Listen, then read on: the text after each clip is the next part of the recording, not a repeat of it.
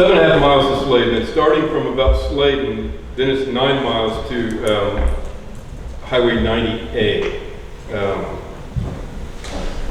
And in that stretch is where the San Marcos River goes from pretty free flowing to it starts backing up about halfway to 90A. And that's where you can end up with big jams and whatnot. So I would suggest that, I can't remember what the date of it is, but there's the Martindale Athletic Club puts on a series of races. The first one is from San Marcos City Park to Staples. The second is from Staples to Luling 90. The third is from, oddly enough, Luling 90 to Palmetto. And then the night race, which is, besides the Texas Water Safari, my favorite race that we do in Texas. It goes from Palmetto State Park down to the gravel bar at Gonzales, and then they have a fish fry. And it's probably the closest thing I'll ever come to having a party in the middle of the night under a bridge since I was about 21 years old. And it's a pretty neat thing. Everybody's getting to see these jams. You hopefully scouted it out before, but there's also, it's a good time to be ready and see that stretch of the river in real race conditions. You see where it's marked 90A, then Cone Street. Cone Street is now the last surviving old Iron Truss Bridge, but it's not accessible anywhere but the river. So if you're paddling through there, congratulations, you get to see something that not many people get to see. Pretty neat stuff. This is Gonzales Dam, and I should have made my thin red line a thicker red line. Gonzales Dam is a mandatory left portage. There is a dock about 100 yards upstream of the dam itself. That's also the checkpoint. Now it's moved up from Gonzales Gravel Bar because everybody's going that way. It makes sense that you only have to stop once, right? You're going to go up around the powerhouse and follow the trail down. The trail down tends to shift with how they've done maintenance or rock finishes or whatever the last flood was.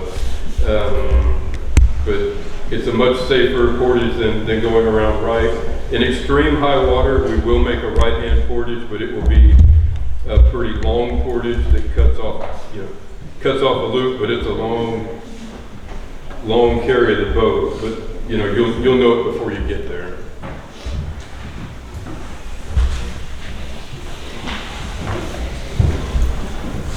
Gonzales Dam, the cutoff is 4 p.m. on Saturday, so at that point you've been going about 29 hours, if I'm doing my math correctly. Hey, on the write-up, on the web it says 2 p.m. Saturday. I guess that's just an old writing. What are you looking at? This river course description that's on the web page. It says 2 p.m. Saturday. I think that's a misdating. We'll figure it out. Thank you. Noticing. No, it's great. Appreciate it. We'll double check because maybe I did something. It's two. We didn't get it updated on that slide. Oh. So, yeah, I was going to say, I know I got it right on the website. Yeah, it's that one. 2 o'clock is the cutoff. So, if you're. It's 2. 2 o'clock. The slide isn't correct, but the website is correct. So reading the website, great job. He's reading. That's awesome. What? I just said he was reading the website, which is great. The only guy? No, you're not the only one.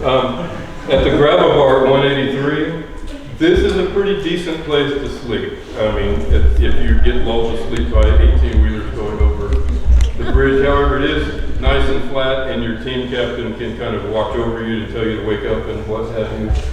There is not a controlled feeding area here, but to the sleeping bit, I mean, it's a good place to sleep.